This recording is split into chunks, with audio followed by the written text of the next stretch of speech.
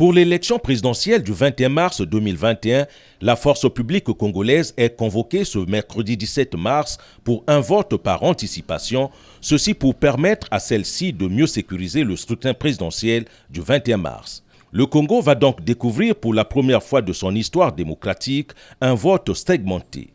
À Oyo, dans le département de la Cuvette, 2 bureaux de vote ont été ouverts à Pama Tchambicho et à l'école Moussaïta. Le tout se passe bien et nous constatons qu'il y a une grande affluence depuis ce matin.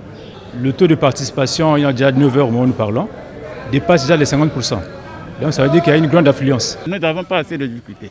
Les membres du bureau sont là et ça se passe très bien. C'est pour une première fois de constater que la force publique a été honorée pour voter en premier lieu avant tous les autres.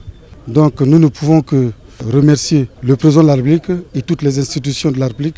Et tout ceci pour permettre à ce qu'il y ait la paix, la sécurité, la stabilité. Parce que sans la paix, sans la sécurité, il n'y a pas de vie. Avec engouement, les militaires, gendarmes et policiers se sont présentés dès 8 heures dans les 2 bureaux de vote pour accomplir leur devoir civique. Le vice-amiral Jean-Dominique Okemba, ministre secrétaire général du Conseil national de sécurité, apprécie l'organisation de ce vote anticipé de la force publique. Voter, c'est un devoir, c'est un acte civique.